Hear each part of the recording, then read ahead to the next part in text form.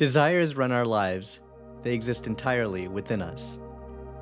No matter what represents the logic or reason that we tell ourselves for what we desire, our compulsion to act is driven by emotion. In the book Atomic Habits by James Clear, he notes that an emotion is our evolved biology predicting the future impact of a current event. We each have a unique history.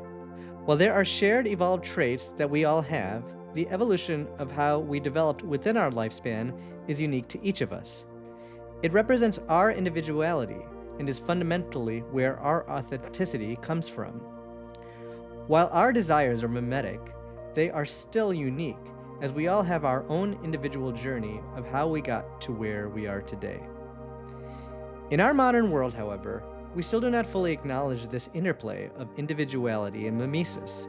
We find that all around us, incentives exist to compel us to accept and own specific tasks, and we are at constant risk of deteriorating the coherence between our intrinsic desires and the decisions we ultimately make.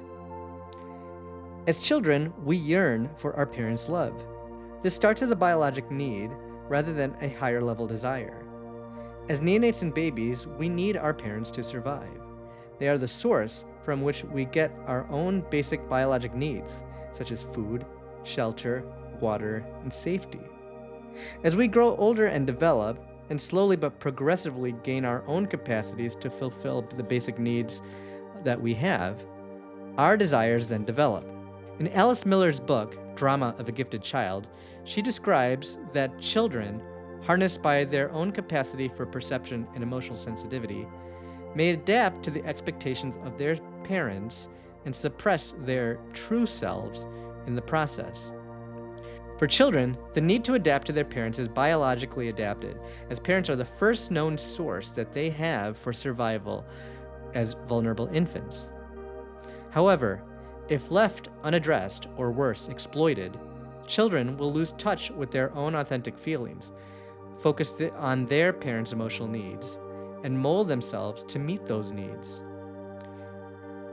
They may then appear precious and high-functioning, but yet suffer from deep inner emptiness and confusion. They learn to perform rather than to be. In the process of living a life of performance, of trying to meet external expectations unconsciously, Alice Miller describes that children develop a false self, leading to strong feelings of grandiosity and/or depression. Here, every major life event creates an overwhelming sense of worthiness or worthlessness in regard to how each situation impacts the satisfaction it provides, not to the child, but to the parent.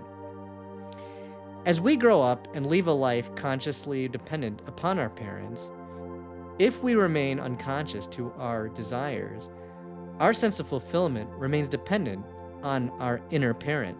We are emotionally driven to perform to the satisfaction of this force within us, and yet, unbeknownst to us, our drive to fulfill the satisfaction of this externally derived model may be so strong that we focus on the outcome needed to satisfy and appease the inner parent, rather than the proper process needed to achieve mastery and accomplish a goal.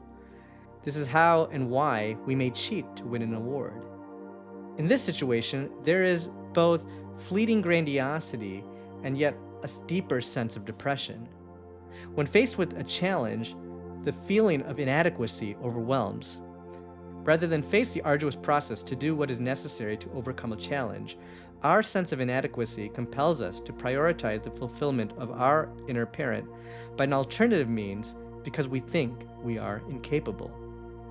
From this, we may cheat and manipulate, or temper our dreams to avoid our sense of resentment from that inner parent.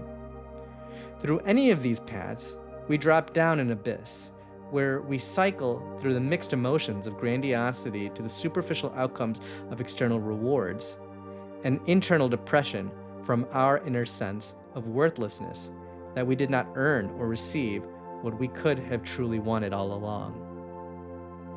Alice Miller's concept of parental influence and the false self aligns with René Girard's concepts of mimetic desires. We adapt our desires from others. Alice Miller focuses on the parent and inner parent as it is the strongest influence of them all. We may find other influences and models which mediate our desires, but if we are unconscious to the layers of mimesis we experience, we may not fully realize the extent that our early caregivers played in our desires. While parenting plays its role in mimesis, we also need to look at the world around us.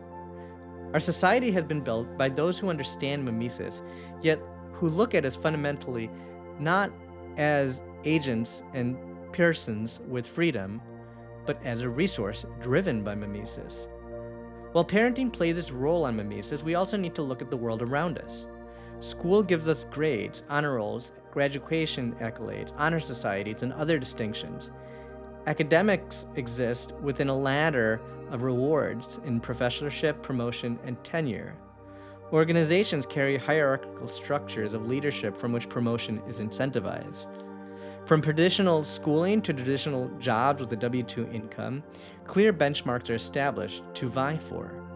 The structure is laid out, even for early in our life, for us to choose from a preset array of conditions which we take on as challenges. We may think that we have an authentic and intrinsic desire to do something with our life, though we may not consciously realize that we subconsciously sought that desire just to appease our inner parent. If those desires and the path that they lead are not in line with our authentic self and what makes us naturally feel engaged, passionate toward challenges, and fulfilled, we suffer. If you have ever met an individual in their 40s or 50s, depressed and miserable at work, complaining of burnout and a lack of fulfillment in what they do with their life, you know that misalignment is there between their internal and external values.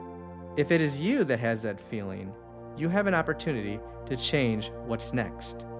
Seeing the matrix of your desires is the first step toward taking action with agency and authenticity in this world.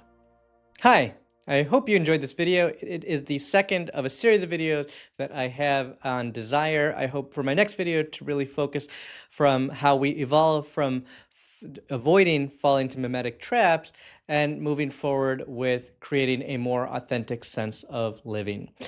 If I am keeping show notes below, if you have any feedback, I'd love it. And I hope if you enjoy this content, you like this video and subscribe, and we'll be talking soon.